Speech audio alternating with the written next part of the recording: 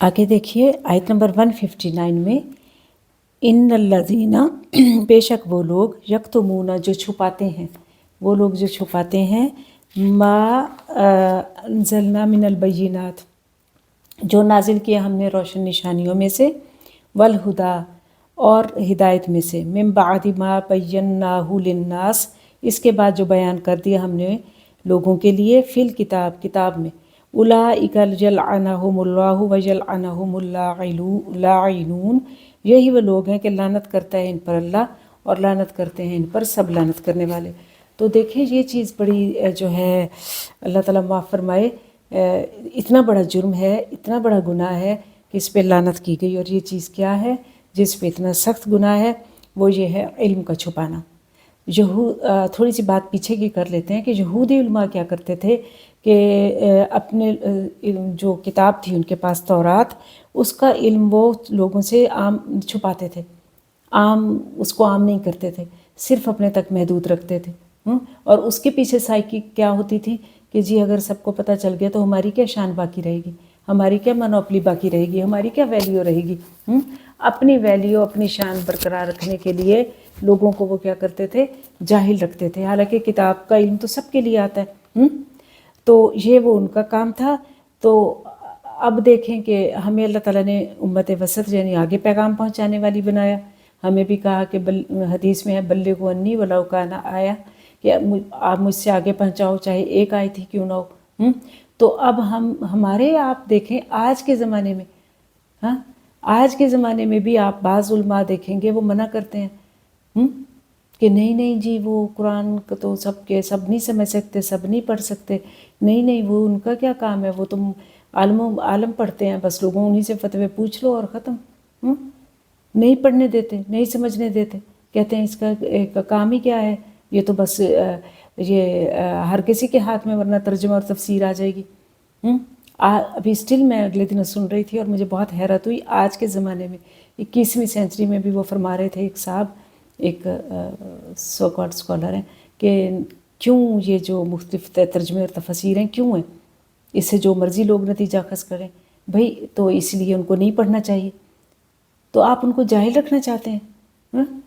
आप ठीक है खाली किताब नहीं, आप कहीं कहीं मौलम से भी पढ़ो, क्योंकि कुरान में भी है कि अहले इल्म से पूछ लो जब कुछ समझ ना आए, लेकिन आप पढ़ें तो सही, फिर उसको समझें तो सही, वरना ऐसे ही अंधाधुंध भेड़ बकरियों की तरह ज़िंदगी गुजारें।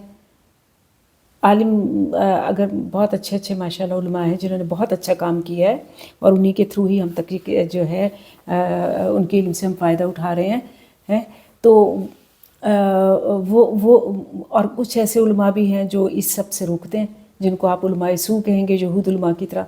तो ये सख्त गलत और बुरी बात है। दीन का इल्म या कोई भी बेनिफिशियल इल्म, इसके लिए तो दुआ की गई है, कहा गया अल्लाहुम्मा इन्ना असअलुका इल्मन नाफ़िअन व अमलन मुतक़ब्बलन व रिज़्क़न तय्यबा, कि अल्लाह ताला मुझे बेनिफिशियल इल्म दे, नफ़ा बख्श इल्म अता फरमा। कुरान में आयत मौजूद है रब्बी ज़िदनी इल्मा, के आप सल्लल्लाहु अलैहि वसल्लम से कहा गया कि कुल कहो कि अल्लाह ताला मेरे इल्म में इजाफ़ा फरमा। हमारी तरफ कहते हैं इल्म बस करी हो यार, हमारी तरफ ये पट्टी पढ़ा देते हैं कि क्या करना है जी, पढ़ेंगे तो जी वो इल्म हासिल करेंगे तो और फिर गुमराह होंगे और समझ में नहीं आएगा, इल्म बस करी हो यार, ये पट्टी पढ़ाई जाती है हमारी तरफ। जिस दीन में सबसे पहली बात आई थी इक़रा, पढ़, वही जाहिल हो, वही ना पढ़ें, उन्हें कोई पता ना हो। आप देखें कि जब शाह वलीउल्लाह ने इंडो पाक में सबसे पहले कुरान करीम का तर्जुमा किया तो लोगों सख्त मुखालिफत की, उन लोगों ने, उस वक्त के उलमा ने उनकी कहा ये तो काफिर हो गए, उनको अपनी जान बचाने के लिए मुख्तलिफ जगहों पे छुपना पड़ा, सिर्फ किस लिए कि जी वो ट्रांसलेशन कर रहे हैं अरेबिक से। तो अगर ना करते तो आज मैं और आप समझ सकते। तो इसी तरह कोई भी बात हो,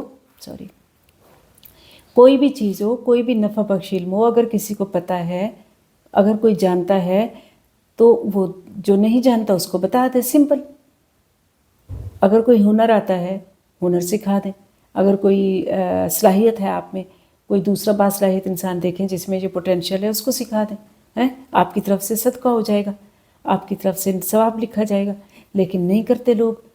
اور تو اور یہ علم تو بڑی دور کی بات, ریسیپیز نہیں شیئر کرتے ایک دوسرے کے ساتھ, ٹرکس نہیں بتاتے. لوگ تنگ ہوتے رہے, لیکن وہ کہتے ہیں اچھا پھر ہم نے ریسیپی دے دی تو پھر یہ بھی شہر میں یہی سات طرف بننے لگے گی جی.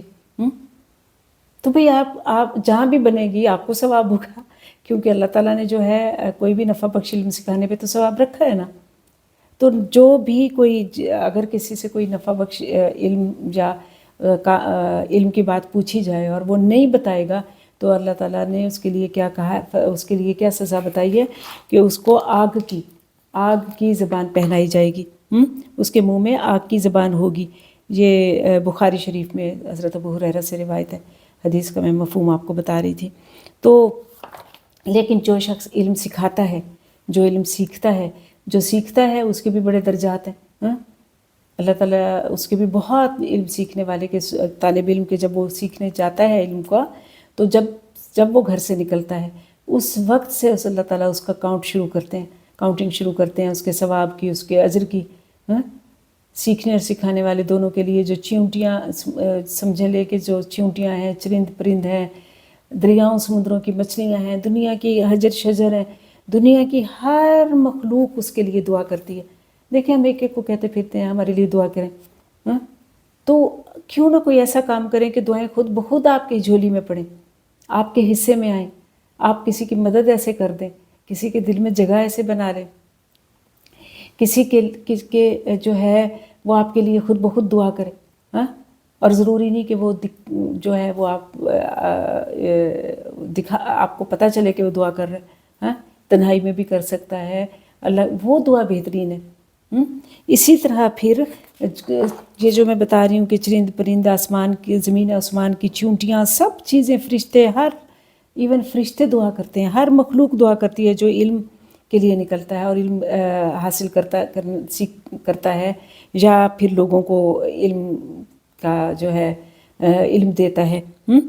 تو اس میں غفلت بالکل نہیں کرنی چاہیے اور علم آگے سے آگے دینا چاہیے تاکہ اللہ تعالیٰ جو ہے کیا کریں کہ ہمیں جو ہے اس کا اجر و ثواب عطا فرمائے. وہ کہتے ہیں نا کہ دیکھیں نا, اب مال جمع کر کے رکھ لیا گھر میں, اس کی زکوٰۃ بھی اس کی بھی نکالنی ہوتی ہے. تو کیا ہے کہ علم کی زکوٰۃ نہیں نکالیں گے کیا؟ علم آئے اس کی بھی زکوٰۃ نکالیں. اور پھر دوسرا یہ دیکھیں کہ مال کی تو حفاظت کرنی پڑتی ہے, علم کی حفاظت نہیں کرنی پڑتی, بلکہ وہ جتنا دیتے ہیں, یہاں تو جو نہیں دیں گے ان کے لیے لعنت کہی جا رہی ہے نا. تو علم کا یہ حساب اور معاملہ ہے, یہ جتنا دیں گے یہ اتنا بڑھے گا. وہ کہتے ہیں نا بہت پیارا ایک ہے کہ یہی کچھ ہے ساقی متاع فقیر, اسی میں ہوں غریبی میں امیر, میرے قافلے پہ لٹا دے اسے, لٹا دے ٹھکانے لگا دے اسے. جب یہ لٹتا ہے علم تو یہ ٹھکانے لگتا ہے. تو کیا کرنا چاہیے, علم کو جتنا بانٹیں گے یہ اتنا بڑھے گا. تو بہتر ہے کہ دین کا علم, قرآن کا علم, حدیث کا علم اور کوئی بھی بینیفیشل علم جو خود کو پتہ ہے وہ دوسروں کو بھی بتائیں. اس میں کوئی کمی نہیں آئے گی, نہ شان میں آئے گی نہ کسی اور چیز میں آئے گی کہ جی پھر سب کو پتہ چل جائے گا تو پھر سب جو ہے سب کی شان ویلیو بن جائے گی. نہیں, جو عزت اللہ تعالیٰ نے آپ کو دینی ہے وہ دے گا. بلکہ وہ جو کچھ کر رہا ہوگا اس بینیفیشل علم کے ساتھ, اس کو آپ کو بھی اس کا فائدہ ہوگا. اور اگر یہ نہیں کریں گے یعنی دین یہ جو علم ہے اگر کسی نے پوچھا اور نہیں بتایا تو ایسے پہ یا ویسے بھی سکھانے کی کوشش نہیں کی, غفلت کی, تو ایسے میں کیا ہے کہ اللہ تعالیٰ فرماتے ہیں اولئک یلعنہم اللہ, ایسے لوگوں پر اللہ تعالیٰ معاف فرمائے, اللہ تعالیٰ لعنت فرماتے ہیں. اور بلکہ سب لعنت کرنے والوں کی لعنت, یعنی اللہ تعالیٰ نے اپنی بھی لعنت رکھی اور سب لعنت کرنے والوں کی لعنت رکھ دی. کس لیے رکھ دی؟ اسی لیے رکھ دی کہ انہوں نے دین کی بات آگے نہیں پہنچائی.